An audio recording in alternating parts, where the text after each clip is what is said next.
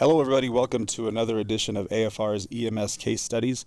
My name is Chris Ortiz. I'm the EMS Division Chief for Albuquerque Fire Rescue. And today we're joined again by our Medical Director, Dr. Kim Pruitt. Hi, Chief. Good morning, Doc. And we're also joined by Lieutenant Tyler Lepre. Thanks for having me, Chief. Dr. Pruitt. Absolutely. Thanks for joining us. So today we're going to discuss a call that you were dispatched to an engine in Rescue 14, which ended up being a forklift injury, but it took a little while for us to figure out exactly what the issue was. So let's talk through that. So Rescue 14, Engine 14, sounds like you were dispatched to a 30 Bravo, but it sounds like we had the new CAD integration, and obviously it was still new, and I think there was some issues with even locating the initial address. So talk with us a little bit about what the dispatch sounded like and how you guys worked about getting to the location. Yeah, Chief, that's correct. So it came in as a 30 Bravo, so it was actually just Rescue 14 that was dispatched along with AES. We typed the address in, and it was taking us to this tire shop about a half-mile away from where the actual location was. The building we were looking for was a Scholastic building under construction, and because it's so new, there's new roads down there off Blue Water and Los Volcanes that it wasn't showing up on any of the maps. So we went and checked the tire shop, we went and checked the bus depot down the street, and we ended up at Jimmy Carter, and someone drove up in a truck and flagged us down, and they were able to lead us to where we were supposed to go. And when the guy pulled up, he seemed pretty panicked, and so that kind of kept my suspicions high of this might not actually be a Bravo call, and it could possibly be something a little more severe. Yeah, absolutely. And we know that happens from time to time. We're dispatched to a location that's not 100% accurate, and no fault of the dispatcher, but just off the information the caller gives and then the way the CAD system is set up. So, well, it was great that the passerby was able to locate you. When he was able to guide you to the scene and you were at the Scholastic building, talk with us about what you initially saw when you got there. So us and AES both pulled up at the same time. We walked up the stairs into the warehouse, and he was about approximately like 100 feet in to the building. There's nothing else except I-beams and construction workers all around. See someone holding pressure on his leg, and he's laying in a large pool of blood. So we walk over there, make contact with him, realize that he's definitely really sick. He looked pale. When I had the guy that was holding pressure on his leg, I asked him to remove his hands so we could start exposing him. When he moved his hands, it moved his legs a little bit, and there's arterial spurting. So started exposing him, cut the pants off. I was getting a tourniquet out and put the tourniquet on. Meanwhile, my partner started to get a quick baseline set of vitals, and I had AES go prepare the gurney and grab a backboard because we were going to have to carry him out. And while my partner was getting vitals, he put the blood pressure cuff on, and we carry an INT kit in the life pack, and he was just going to get a quick line while AES was preparing their stuff so we could expedite him out of the building quickly. Interesting. So obviously you realized probably more than a 30 Bravo, so you called out for additional resources, had the engine rolling with you as well at that point. So I had considered that option, but at that point, it would have we had to get him going pretty quickly, so I didn't have the time to actually call the engine out, but we were able to make do with it and have the construction workers help us carry the backboard down the stairs to get him into the gurney and into AES. Wow, great job. All right, so we talked about the injuries that we had, arterial spurting all along with movement. And what was the cause of that injury? What could you guys denote from what you had seen on scene? So what they were able to tell us, a lot of them spoke Spanish, so it was kind of hard to get a really clear picture. But it sounds like he was pinned somehow in between the I-beam and the fork from the forklift. And he wasn't pinned when we got there. They had removed it, and he was laying supine on the ground, bleeding. He had a large lac to his head with a positive LOC, and he had a left wrist deformity, completely turned laterally. And I tried not to get distracted by those injuries, just control the bleeding, and I had a high suspicion that he had some type of intra-abdominal trauma also, possibly pelvic injury. And so I just kept that in the back of my mind, and that's kind of why I didn't call for the engine, just because we had to get him going, get definitive care, get him to a trauma center, and kind of go from there and just make do with what we had. Yeah, absolutely. That rapid trauma assessment is key. So it sounds like the initial vitals that you got had an okay blood pressure at first, 104/55. On his serial vitals, though, he started to have a decrease in his blood pressure. Looks like 84/48 with an increased heart rate of about 141. That's correct, Chief. So after we got him moved into the ambulance, started to get another assessment and noticed that he started to appear more pale and began to vomit. Our second set came back as what you just mentioned. And sometime during the process of moving him, his IV stopped working. Tried to troubleshoot it, tried to push a 10 cc syringe and flush it, and it wasn't working. So I tried to get another line, and his pressure was just kept dropping. So I got an IO and got a humoral IO in place and started giving him a fluid bolus. Great job. And as far as in terms of the bleeding control, what did you guys utilize to control that bleeding after the direct pressure? We applied a tourniquet on scene, put it high in his leg, far above the wound, and twisted it until it stopped bleeding, and it worked. That's a great job. And we all know if you can't control that bleeding, then we want to make sure we apply that tourniquet until that bleeding stops, just like LT noted.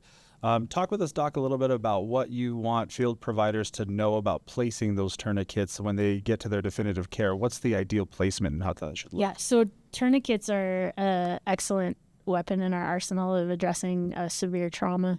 And he did great addressing that bleeding, instantly recognizing he was laying in a pool of blood, seeing the arterial bleed.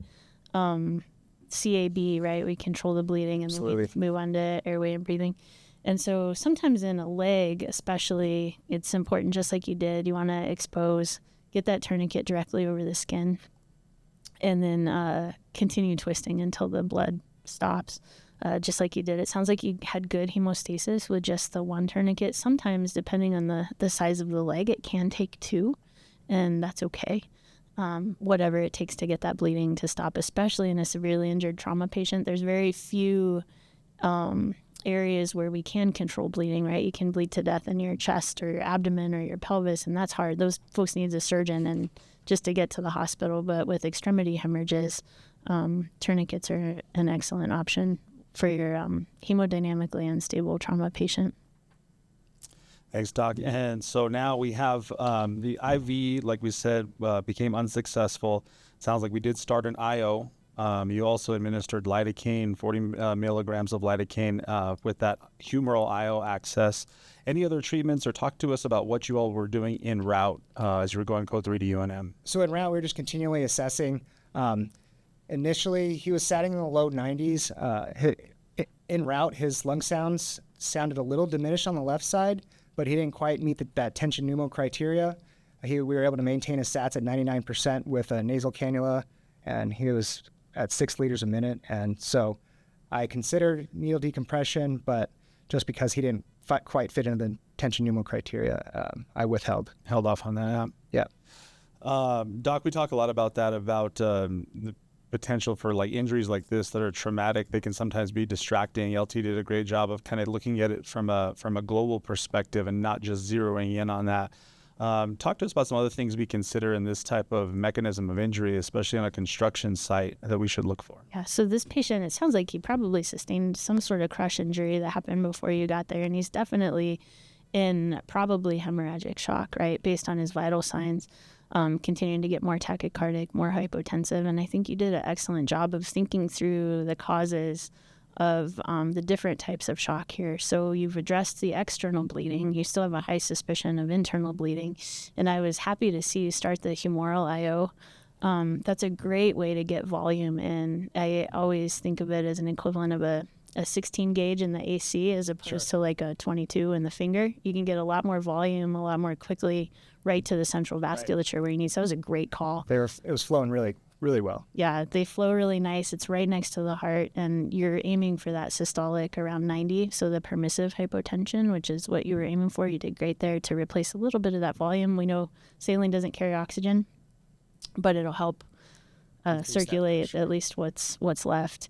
And then thinking through tension pneumo. So that's one of our more common causes of shock. Basing that decision to needle decompress on your vital signs is excellent, right? Your presentation, do you have lung sounds? Most importantly, though, using the vital signs to guide your treatment. Is he hypoxic, short of breath, air hungry? In addition to being tachycardic and hypotensive. And I think you were wise to hold off on that there. Thank you. Yeah. In my experience with tension pneumo, I've seen it before where you lay them down flat and they start really becoming hypoxic and they're complaining that they can't breathe and it hurts. And so he didn't quite have any of those. He might have developed a tension pneumo later on in the ER, but that just made me make that decision and not decompress him. That's a great clinical pearl to remember, is that air hunger, that hypoxia with the change in position and that true just starving for air. Right. Is a major indication, along with the right mechanism and the right vitals to do the decompression. So you guys pull into the UNM now. Tell us about the patient's condition as you guys arrive and turn that patient over to the ED. So when we arrived, the patient was still critical. He's still a red patient. He hadn't gotten worse when we pulled in. So he was still maintaining kind of around that 80 to 90 systolic pressure. Still mentally stable. He still wasn't had a mentally declined. Yeah, sorry. So Still alert. Okay, good. still alert. And we always have the luxury with UNM, thankfully, for the follow-up on this patient. And obviously there's things that we can only treat what we can treat. Vital signs are vital. We do our assessment the best we can. We can't see a lot of the underlying injuries, and we rely on UNM to give us the feedback afterwards. This patient did have pretty significant injuries, and it was great that the distractors didn't pull them away from their course of treatment. But talk with us, Doc, about what we found in this patient after the fact. Yeah, it was kind of a surprise when I was reading through his chart, but he must have been hit pretty hard. He had a dissection in his carotid artery in his neck. He did have a pneumothorax, but didn't meet tension criteria. He also had a splenic laceration that required an operative intervention, and in addition to an aortic injury.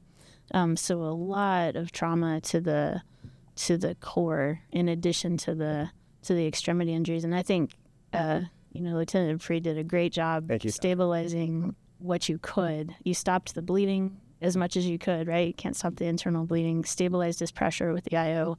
And then, most importantly, expedited off the scene, because trauma is just as much sometimes as a time-sensitive emergency as a STEMI. Sure. And I think you made a great difference in his outcome here.